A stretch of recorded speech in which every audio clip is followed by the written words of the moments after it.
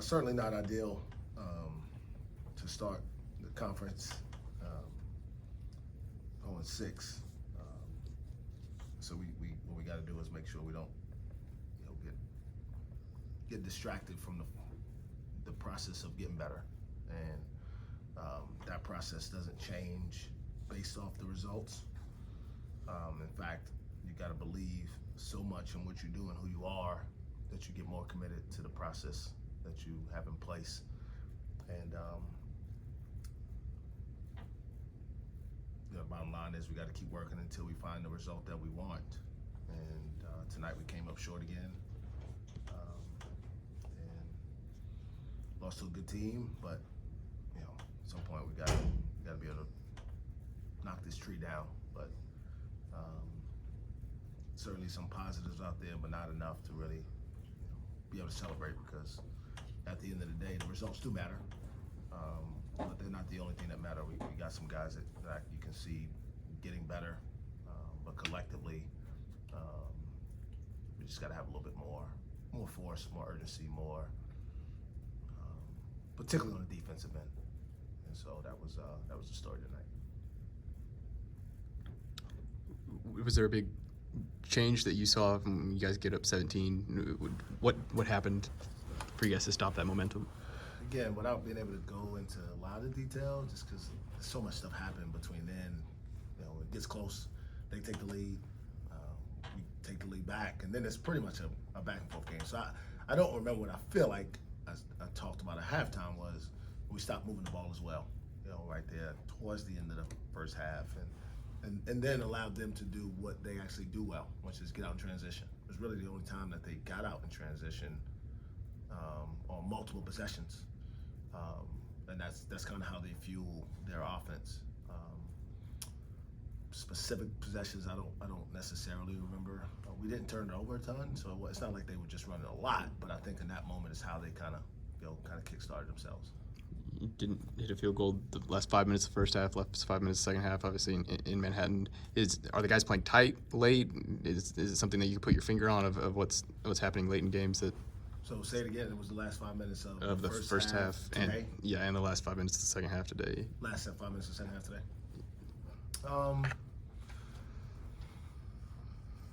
Again, I have to go back and look. I don't know, again, every possession. I know we got some good looks, didn't go down. We tried to put some foul pressure on them, and so then, kind of depends on how it's officiated at that point, which we're never, trying to put it on officiating, but that gives you an opportunity to kind of settle it, break the rhythm of the game. But to go back and look, I have to watch the film to see exactly what we're doing. We're not doing a whole lot different, and the teams aren't really adjusting. I do think that part of it is, again, there's a process of learning how to finish these deals that group for the most part has been through, and our group for the most part hasn't learned how to get it done. When you think of the guys that are on the court at the time, you look out there, and a lot of times Bryce or John Michael are really the only ones who've been through it, certainly at this level. Many of them never been through it as college players at all. So, we'll keep getting better. I thought our offense was cleaner. We didn't turn it over a ton. We shot a decent percentage, but certainly got to find out where those lows are coming and why, and be more efficient in them. You got you on the glass today. I think -10 was your worst of the season so far. And how much of that was you guys playing smaller, obviously, and then Brandon gets in foul trouble? Just kind of what went into that? Yeah, all those things, right?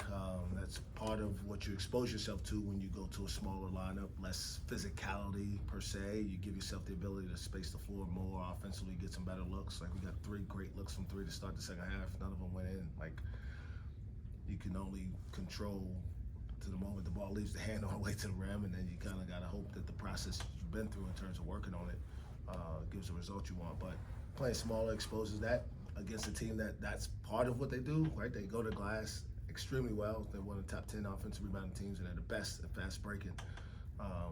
So we actually held our own for the first half. I think it was just a 1 rebound disparity.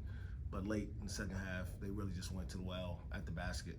They weren't running anything super complicated. They were just finding the matchup they like and trying to drive it to the rim. So BG being in foul trouble certainly didn't help that cause on either side of that because he's one of our best rebounders. But regardless, you got to find a way to come out with the ball. And it was a few that bounced around there that we could have gotten maybe to the floor first or maybe chased down, and it was a big difference in the game. When you talk about trying to keep guys focused on the process of getting better, how difficult is that, especially with maybe some of the young guys that are kind of learning their way through this? I laugh only because it's not as hard as I think maybe you guys think. It's hard because it's hard to learn how to win, like because they're playing against the best competition they've ever played with the most exposure they've ever had. And so a lot of it is just, can they stay focused on the message that's inside the locker room? That's the challenge, is can they staying focused on the presence is a matter of what voices are you allowing to determine how you feel about what's happening. And not that we're telling them all is well being on 6, but we're telling them that from Baylor to Tech, to Iowa State, to Kansas, to K-State, to today, we're getting closer. Close isn't enough. I told those guys, close is actually one of the worst things in the world, because ultimately you want to be rewarded for the work, but they're for the most part following the game plan. For the most part, have been pretty good about being good teammates with one another. And so what you're trying to guard against when we talk about the process is how much of the outside noise infiltrates the locker room. And if it doesn't, you got a chance. If it does, and guys start pointing fingers and start listening to, I should be playing more, coaches running the wrong offense or whatever it is, then that's when it becomes hard. There were a couple of block charge calls in the last minute. Can you share anything? Were you given any sort of explanation about either of those? Or No. too much? And I'll say this, man. I think we have really good officials. I've got to know a lot of these guys. A lot of them we see often. Those dudes do the best they can. They miss some, no question. They're human. I don't think they ever try to miss them. I think they try to get every one of them right, but they're imperfect humans, right? And so you give them the same grace that you ask from a player missing a free throw or having a turnover. But you just the things you can control, right? You got to control them. When you get the chance to go to the free throw line, make the free throw. When you get a chance to block out and come up with a rebound, do that, and then you have less concern about the things that really, are going to go. They probably literally are 50-50 if you look over the numbers. I mean, because that's how close it is a lot of times. Obviously, we don't agree when it doesn't go our way, but I would never blame an official or even hint that a call, a couple calls in a 40-minute game was the reason the game went one way or the other. Again, I got a lot of respect for those guys. I think they're working hard to try to get them all right, but obviously that's not realistic. Mike, it looked like at some points in the game your whole bench was out there on the court encouraging guys after timeouts and stuff. Is it tough or grinding emotionally to be in a stretch like this? For who? For you and everyone on that bench. I mean, I think it's tough losing if you're a competitor, right? And that's what we all are. That's why we're all here. That's why we do what we do. And so when you're not getting the results that you're working for, there's some frustration. But I think what's encouraging is we're 0-6, but we were 0-5 coming in. Like, to see, kind of to his point, like it feels and seems to me like our guys are sticking with each other, sticking with that process, continuing to encourage each other to, just keep chopping wood, as we've talked about here, believing in one another and trusting the guys that are on the court to get the job done. Again, where it's hard is,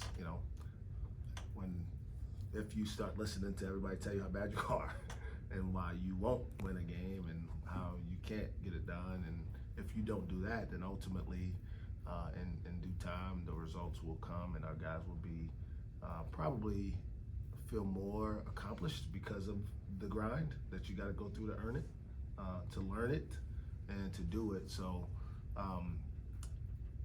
while yes, emotion plays a part in this, because we're all competitive people and want to win, and these games are close a lot of times, and So you're talking about a few possessions that maybe you can control better. I wouldn't necessarily say it's like that's not the driving force behind anything we're doing. Is it a weight at all for players to know it's like, hey, like we need to get one of these in, or we want to get one of these, and towards the end it's like, oh, like they can just kind of feel the weight of that. Yeah, there's a psychological element of, right? No question. Until you actually break through that wall, when you get in those situations late, you start to worry or wonder, or maybe even play the hope game. Clock's gonna run out, or a call's gonna go our way, or and again, what you gotta really dial in on is just the fundamentals of the game: passing, catching, cutting, being ready to shoot, knocking your free throws down, and the things that you can control, communicating on defense, being in help, all the things that we work on every day that should kind of be second nature to them at this point of the season, and not get so concerned about what may go wrong, because that's just a miserable way to live, If you constantly focus on the negative and thinking about something bad happening, you don't know. Just, I'm not saying be positive and goofy all the time, but if you work hard, you should have a level of confidence that you can get the job done. When you were an assistant, Last question, guys. Last question. when you were assistant, you started in 06 in Big 12 play. Is there anything you can draw from that experience, or is this team pretty different? That's a lot different. But there's always things you can draw from past experiences, right? The fact that I lived through it, I know it's possible, and I know we started 0-8 here one year with me as a head coach. So I lived through that, and we didn't. I want to say maybe that was the year the season got shut down at the end. But we found some success, and then kind of got it rolling there. Sorry if I can't get it all together, but they run together sometimes. But what I do is, like I said before, like tomorrow, like when I wake up tomorrow, come up here and give everything I have to make our program better. And we'll be off from practice, but on Thursday when we show up for practice, after watching the film, we'll watch what we need to watch and learn from it, and then we're gonna try to have the best practice we've had all year. And if we can do that, then to his question again earlier, we're still doing the things within our control, focusing on the process, and eventually believing that we'll get that wall knocked down, and hopefully we won't allow anybody to put it back up. Thanks, y'all. We appreciate